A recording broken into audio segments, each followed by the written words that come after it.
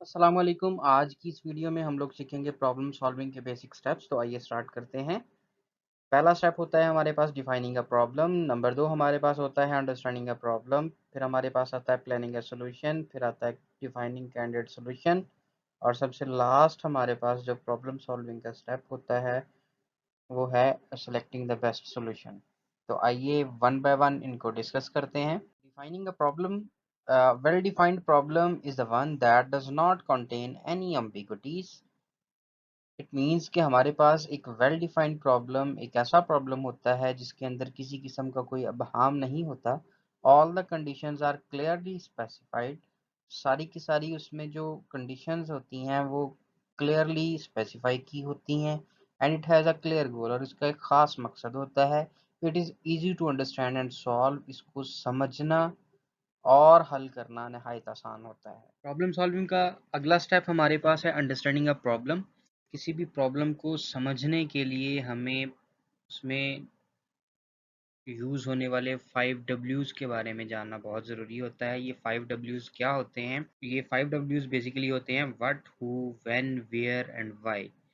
इन 5 Ws का अगर हम लोग पता लगा लेते हैं किसी भी प्रॉब्लम के अंदर तो उस प्रॉब्लम को समझना नहायत आसान हो जाता है। आइए एक एग्जांपल के साथ समझते हैं कि ये 5 Ws बेसिकली हैं क्या। हमारे पास एक प्रॉब्लम स्टेटमेंट है। Suppose your teacher assigns you a task to prepare a list of students in your school whose names start with letter A. This list is required to prepare an alphabetical directory of all school students and there is only 1 week to complete the task. ये हमारे पास एक problem statement है। अब हमने इस problem को understand करने के लिए इसमें से 5 Ws को तलाश करना है। जैसे ही हम 5 Ws को इस प्रॉब्लम स्टेटमेंट में से पिक कर लेते हैं तो हमारे लिए इस प्रॉब्लम को समझना नहायत आसान हो जाता है। देखें, इस प्रॉब्लम स्टेटमेंट के अंदर अगर हम लोग वर्ड को देखें तो बेसिकली क्या चीज़ हम लोग जो है वो फाइंड आउट करने जा रहे हैं तो वो हमारे पास वो है लिस्ट ऑफ स्टूडेंट्स जिनके नाम हमारे पास लेटर ए के साथ स्टार्ट हो रहे हैं। ये है वर्ड। हु, किसके बारे में ये बात हो रही है, किसके बारे में ये स्टेटमेंट जो है वो बयान कर रही है, स्टूडेंट्स के बारे में। वाई, क्यों, किस मकसद के लिए ये करना है, to prepare the directory of students. Students की जो है वो एक डायरेक्टरी तैयार करनी है, उस मकसद के लिए जो है ये काम परफॉर्म करना है। व्हेन, कब करना है, विद इन अ वीक। और उसके बाद वेयर, कहाँ पे करना है, स्कूल में। तो इस प्रॉब्लम स्टेटमेंट को जैसे ही हम देखते हैं हमें 5 Ws जो what, who, why, when and where थे वो सारे हमें इजीली अंडरस्टैंड हो जाते हैं। हम इजीली उनको समझ सकते हैं और जैसे ही इस प्रॉब्लम स्टेटमेंट के इन 5 Ws की हमें समझ आती है हम इस प्रॉब्लम को इजीली अंडरस्टैंड कर सकते हैं। अगला स्टेप जो है प्रॉब्लम सॉल्विंग में है वो है प्लानिंग अ सॉल्यूशन। सॉल्यूशन को हम लोग प्लान कैसे करते हैं? After analyzing a problem, we formulate a plan that may lead us towards the solution of a problem. हम लोग जो है वो solution of the problem पे जाने से पहले एक plan formulate करते हैं जो कि हमें सही solution तक लेके जा सकता है। This phase includes finding the right strategy for problem solving. ये phase हमारे पास problem solving की right strategy को find करने के लिए इस्तेमाल होता है। आइए अब इन स्ट्रैटेजीज को हम लोग वन बाय वन डिस्कस करते हैं कि ये स्ट्रैटेजीज जो है किसी भी सॉल्यूशन को प्लान करने के लिए किस तरह इस्तेमाल की जाती हैं। डिवाइड एंड कॉन्कर क्या होता है? This strategy divides a complex problem into smaller problem. इस स्ट्रैटेजी के अंदर हमारे पास जो एक बड़ा प्रॉब्लम होता है उसे छोटे छोटे प्रॉब्लम के अंदर डिवाइड किया जाता है और फिर उन छोटे छोटे प्रॉब्लम्स का सॉल्यूशन फाइंड आउट जब कर लिया जाता है तो वो कंबाइन होके हमारे पास एक बड़े प्रॉब्लम का सॉल्यूशन हमें दे देता है। ये स्ट्रैटेजी ये कहती है। इसके बाद हमारे पास आता है गैस, चेक एंड इम्प्रूव। इसमें हमारे पास क्या होता है? The designer guesses a solution to a problem and then checks the correctness of the solution.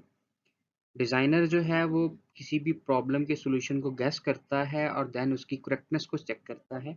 If the solution is not according to expectations, अगर वो सॉल्यूशन हमारी एक्सपेक्टेशंस के मुताबिक नहीं होता देन ही और शी रिफाइंस द सॉल्यूशन, तब वो इस सॉल्यूशन को रिफाइन कर सकता है। And the refinement is an iterative process. Refinement जो है हमारे पास एक आइटरेटिव प्रोसेस है, और वो आइटरेटिव प्रोसेस जो है वो हमारे पास एक ऐसा प्रोसेस होता है जिसको बार बार रिपीट किया जा सके। तीसरे नंबर पे हमारे पास होता है act it out. Act it out के अंदर हमारे पास एक ऐसी स्ट्रेटजी होती है जिसमें हमारा डिज़ाइनर जो है वो डिफाइन करता है एक टू डू लिस्ट बना लेता है कि मैंने कौन सा काम कब परफॉर्म करना है, और उसके बाद ये बनाने के बाद वो उन टास्क को वन बाय वन परफॉर्म करता है। इसके बाद हमारे पास अगली स्ट्रेटजी है prototype. This technique draws a pictorial representation of the solution. कि हमारे पास ये स्ट्रैटेजी है, ये टेक्निक जो है वो हमारे पास एक पिक्टोरियल रिप्रेजेंटेशन देती है सॉल्यूशन की, और ये हमारे पास it is not the final solution, ये हमारे पास कोई भी फाइनल सॉल्यूशन नहीं होता। इसके बाद हमारे पास आता है फोर्थ स्टेप प्रॉब्लम सॉल्विंग का, define candid solution. Candid word जो होता है इसका मतलब होता है हमारे पास स्पॉन्टेनियस आर अनप्लान। मतलब कोई भी एक ऐसी चीज जो कि बगैर किसी प्लान के मुरतब की गई हो वो हमारे पास कैंडिड कहलाती है।